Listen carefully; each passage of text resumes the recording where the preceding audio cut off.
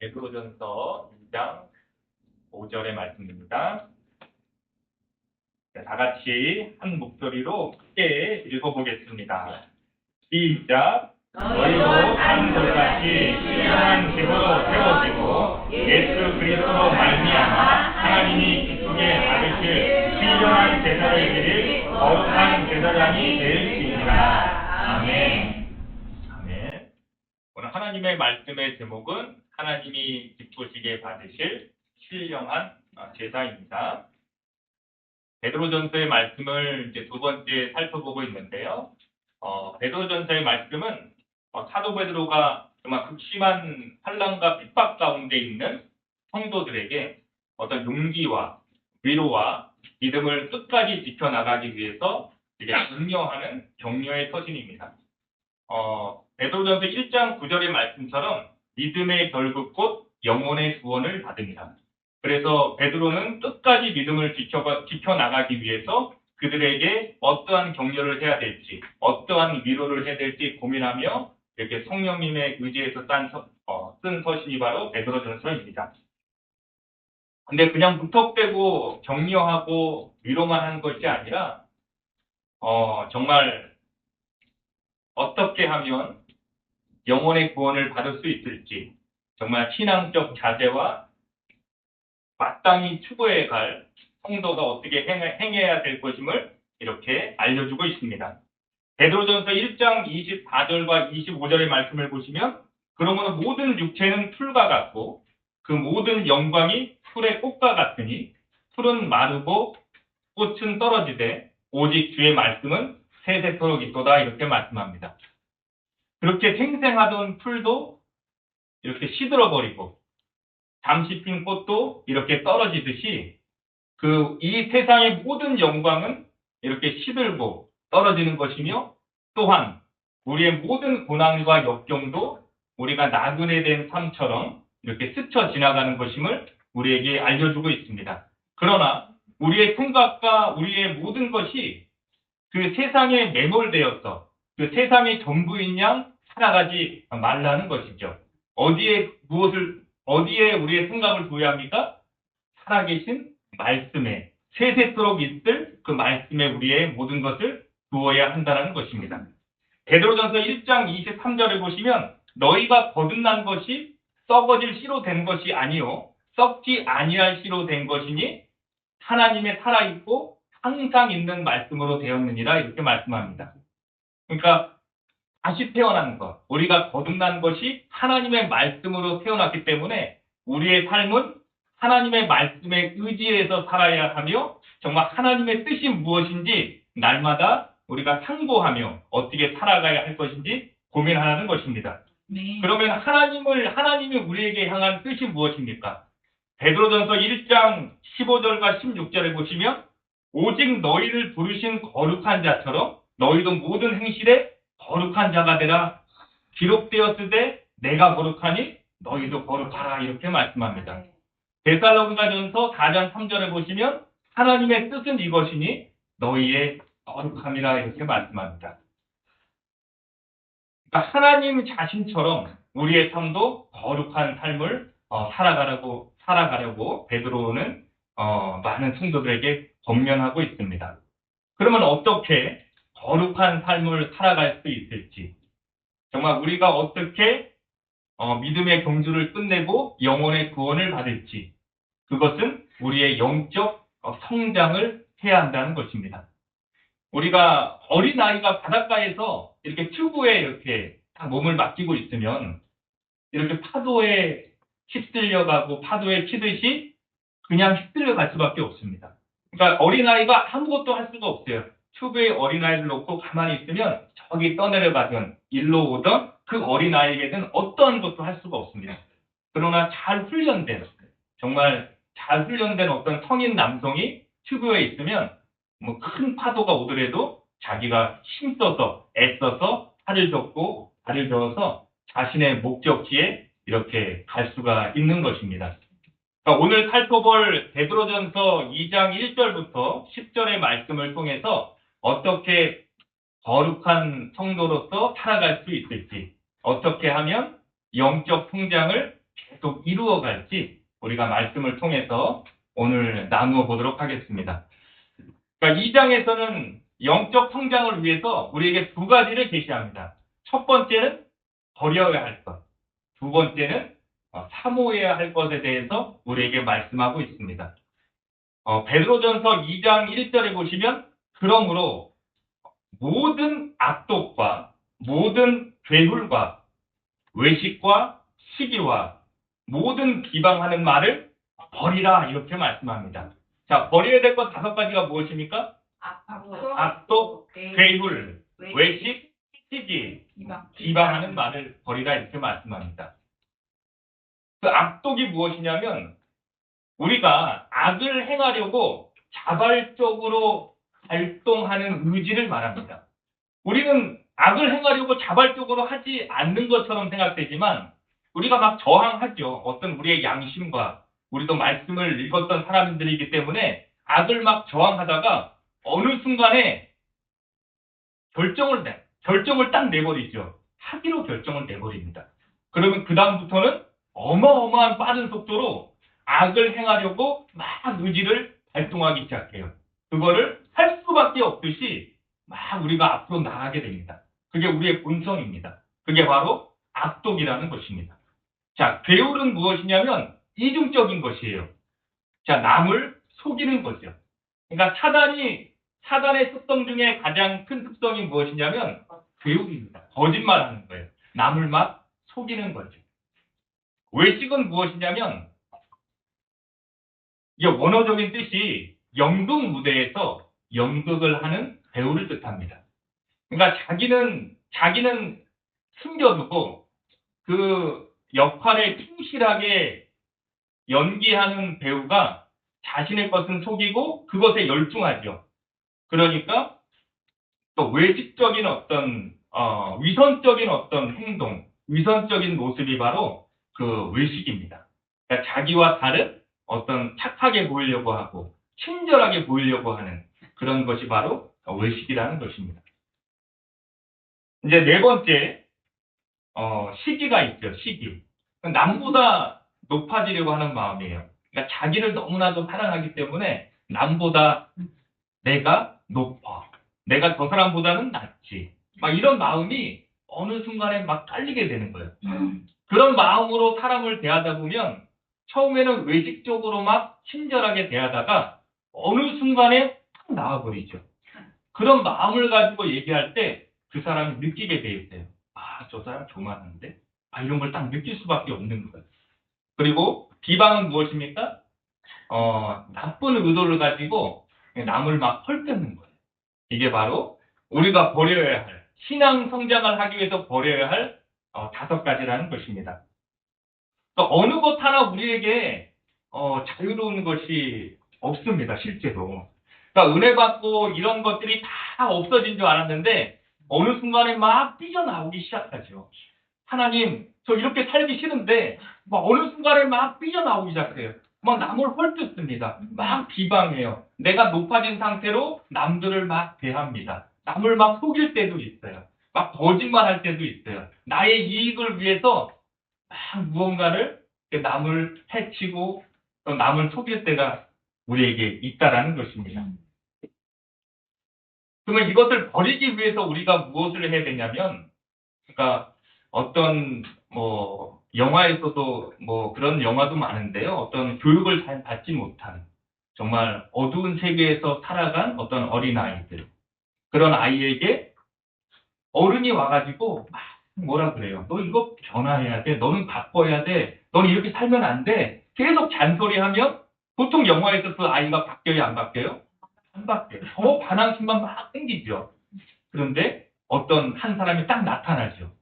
막 인자하고 막 사랑이 많은 사람이 나타나서 그 학생의 마음을 다 읽어주기 시작합니다. 막 사랑으로 보살펴주고 그 학생을 세밀하게 살피면서 그 학생에게 바꾸라는 것보다 사랑으로 덮어주고 막 용기를 주기 시작해요. 그러면 그 사람의 마음을 알아챈 그 학생들이 조금씩 이제 변화되는 것을 보기 시작합니다. 그러니까 우리가 이런 악한 습성을 우리가 버리려고 하면 할수록 우리는 안 버려진다는 것을 우리가 더욱더 깨닫기 시작합니다. 그래서 우리가 버리기 위해서 이렇게 모여서 우리가 예배하고 하나님의 은혜를 구하고 하나님의 사랑을 구하는 것입니다. 우리가 그래서 기도함으로 말미암아 성령님의 그런 사랑과 은혜와 자비하심과 인자하심이 우리 가운데 충만하게 임할 때 우리가 버리는 것이 아니라 버려지게 된다는 것입니다. 네, 두 번째는 사모해야 될 것에 대해서 생각해 보겠는데요. 베드로전서 2장 2절에 갓난 아이들 같이 순전하고 신령한 것을 사모하라. 이는 이로 말미암아 너희로 구원에 이르게 잘하게 하려 함이라 이렇게 말씀합니다. 그러니까 순전하다는 뜻은 불순물이 전혀 섞이지 않는. 그러니까 불순물이 전혀 섞이지 않으면 썩지도 않습니다.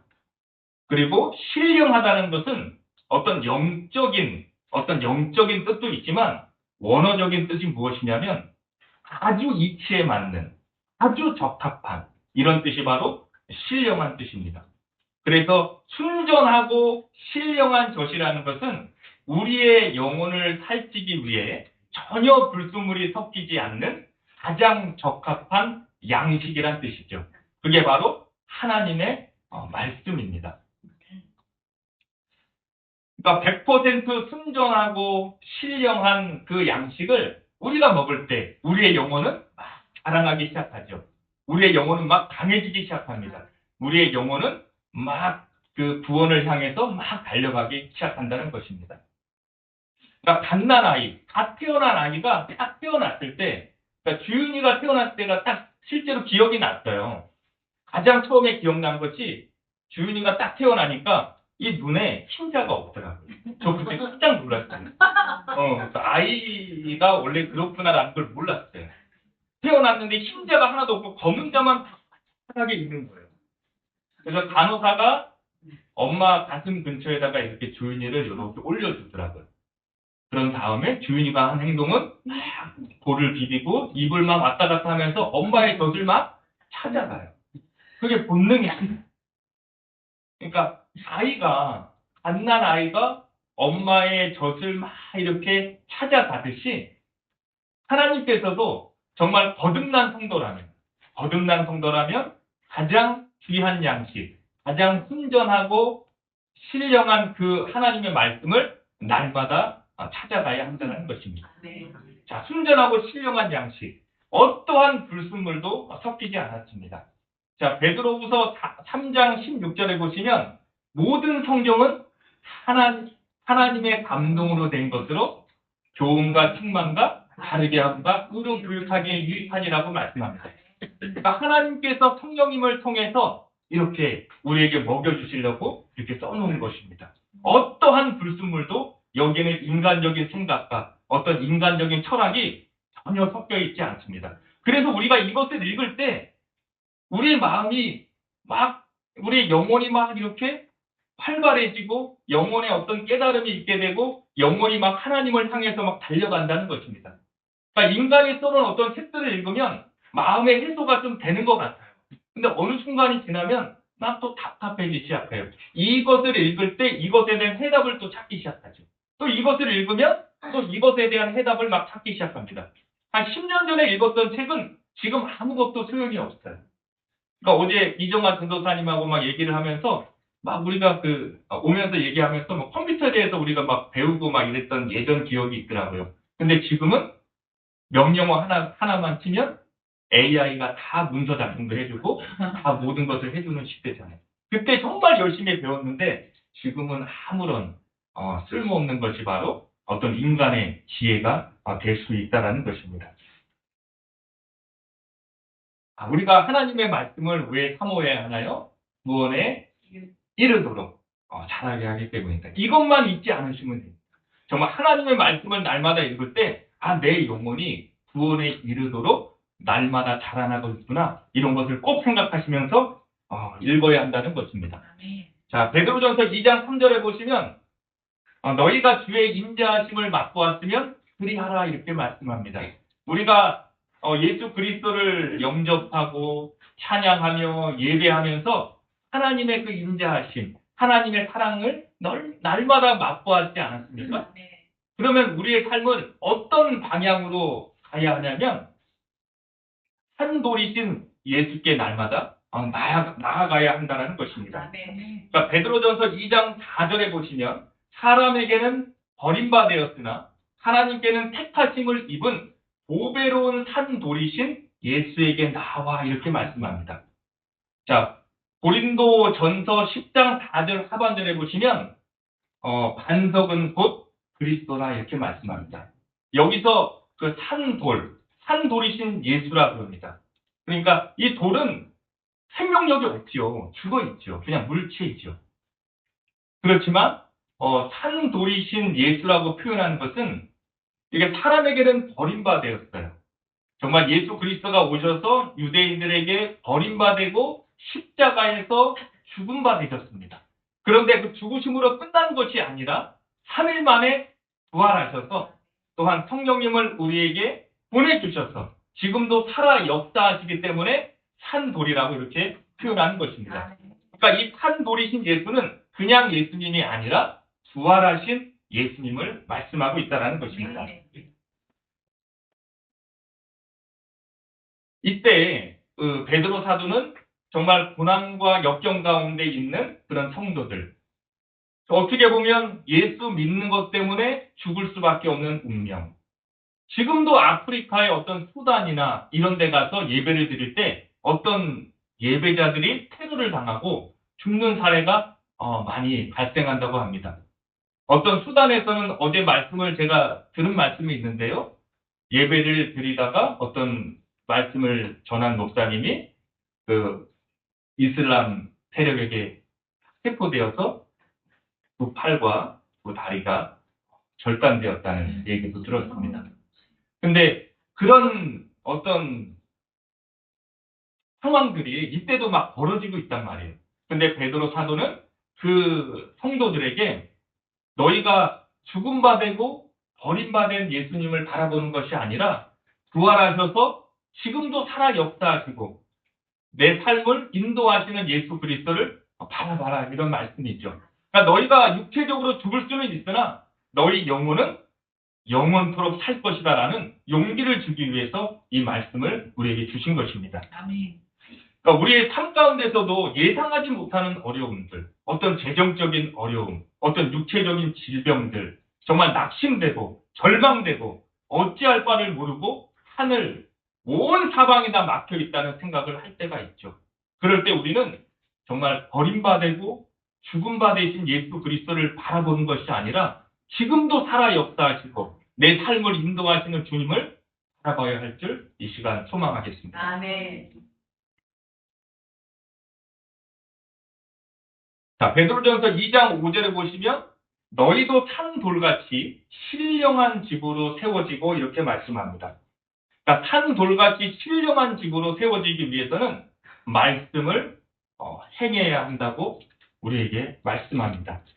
자, 마태복음 7장 24절과 25절에 보시면 그러므로 누구든지 나의 이 말을 듣고 행하는 자는 그 집을 반석 위에 지은 지혜로운 사람과 같으니 25절에 보시면 비가 내리고 바람이 불고 창수가 나고 부딪히되 무너지지 아니하나니 이는 그 주초를 반석 위에 놓은 영분이라 이렇게 말씀합니다. 또한 베드로전서 2장 8절 하반절에 보시면 너희가 말씀에 순종치 아니함으로 넘어지나니 저가 이렇게 정하신 것이라 이렇게 말씀합니다. 정말 우리가 말씀을 행함으로 말미암아 우리가 우리의 삶이 더 견고해지고 하나님의 말씀 가운데 우리가 온전하게 세워질 수 있다는 것입니다. 우리가 아무 생각 없이 막 세상 것을 막 쫓아가요. 실제로 어떤 사람들에게 막 물어보면 제가 가르치는 그리스도인 학생들에게도 물어보거나 또 잘 믿는 어떤 사람들에게 물어봐도 버리지 못하는 세상 것들이 있더라고요. 이렇게 안 할 수 있어? 너 이거 안 하면서 사는 게 좋을 것 같은데? 이거는 정말 세상적인 거야. 그런 것들이 하나씩 다 있으시지 않으세요?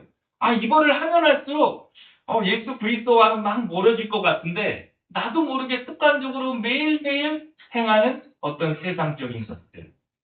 근데 절대로 이 세상적인 것을 버리지 못하면 하나님 뜻대로 행하지 못한 것임을 아시기 바랍니다. 그러니까 세상적인 걸 버리지 못하는 동시에 내가 하나님의 뜻대로 행하지 못하구나. 그 행하지 못하면 어떻게 됩니까? 어떤 나의 삶이 신령한 집, 그 반석 위에 세워지지 못한다는 것을 꼭 아셨으면 좋겠습니다.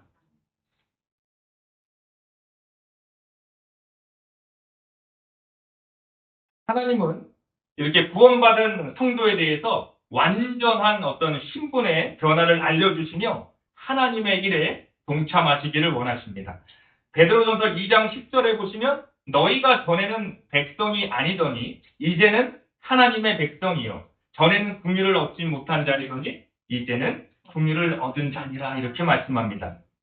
베드로전서 2장 9절에 보시면 너희는 택하신 족속이요 왕 같은 제사장들이요 거룩한 나라요 그의 소유된 백성이니 이는 너희를 그 어두운 데서 불러내어서 그 기이한 빛에 들어가게 하신 자의 아름다운 덕을 선전하게 하려 함이라 이렇게 말씀합니다.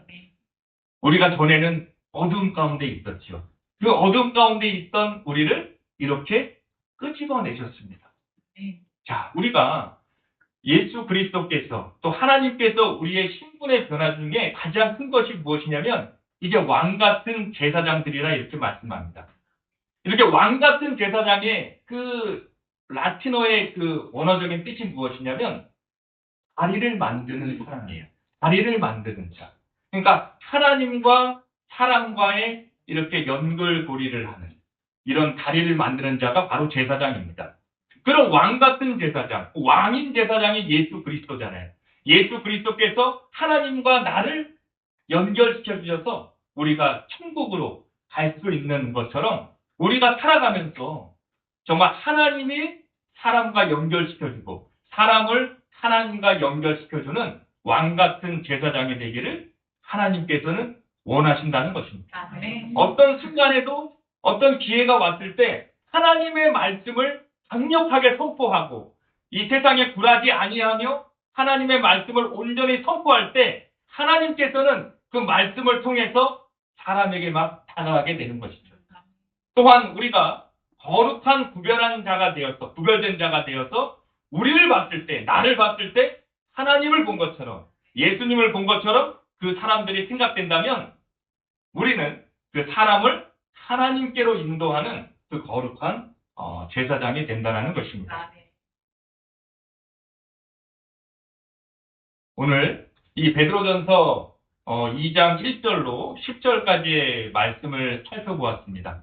정말 하나님께서 우리를 택하시고 우리를 구원하시도록 말씀을 주셔서 날마다 자라나게 하시고 또 하나님이 우리에게 원하시는 것은 거룩한 삶을 살아가며 또한 왕 같은 제사장으로서의 온전한 삶을 살아가기를 간절히 소망하십니다. 자, 베드로전서 2장 5절의 말씀처럼 정말 하나님의 말씀에 우리가 순종함으로 산돌같이 우리가 신령한 집으로 세워지고 예수 그리스도로 말미암아 하나님이 기쁘시기에 받으실 신령한 제사를 드린 우리가 다 거룩한 제사장이 되시기를 이 시간 소망하겠습니다.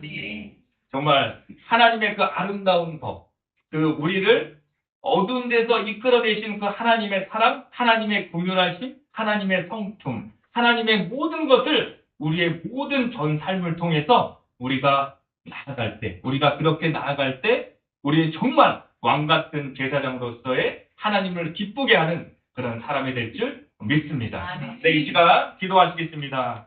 하나님 아버지 감사합니다. 정말 우리는 택하신 족속입니다. 왕 같은 제사장들입니다. 거룩한 나라입니다. 그의 소유된 백성입니다. 하나님 정말 우리를 정말 영원토록 사랑하시고 영원에 이르도록 우리를 인도하시는 주님, 정말 더 말씀을 사모하게 하여 주시옵시고 우리가 구원에 이르도록 날마다 구원을 이루어가며 구원에 이르도록 날마다 주님 안에서 살아갈 수 있도록 주여 역사하여 주시옵소서. 그 순도 100%, 그 하나님의 말씀을 날마다 순종함으로 날마다 그 하나님의 말씀을 읽음으로 말미암아 우리의 영혼이 자라나서 정말 거룩한 제사장, 왕같은 제사장, 하나님께 온전하게 신령한 제사를 드린 그런 우리 모든 성도가 될 수 있도록 주여 역사하여 주시옵소서. 이 시간 우리가 그렇게 해달라고 질청하시며 기도할 수 있습니다. 주여! 하나님 아버지 감사합니다. 우리 주의 말씀을 순종함으로 나가길 간절히 소망합니다. 정말 하나님의 말씀은 살아 공동력이 있으며 우리를 구원에 이르도록 자라게 하심을 주님 감사합니다. 주의 말씀을 사모하게 하여 주시옵소서. 정말 택하신 족속이여 왕같은 제사장들이여 그리스도인의 백성의 거룩한 나라로 살아가게 하여 주시옵시고 정말 주님을 기쁘게 하는 신령한 제사를 드린 거룩한 제사장으로 살아갈 수 있도록 주여 역사하여 주시옵소서. 하나님 말씀이 내 삶 가운데 임하여 주시옵소서. 우리 영혼을 깨워주시옵시고 하나님은 날마다 사모하며 하나님 말씀에 날마다 전혀 살아갈 수 있도록 주여 도와주시옵소서. 살아계시고 전능하시고 우리와 늘 함께 하시는 살아계신 우리 주 예수 그리스도의 이름으로 기도드렸습니다. 아멘.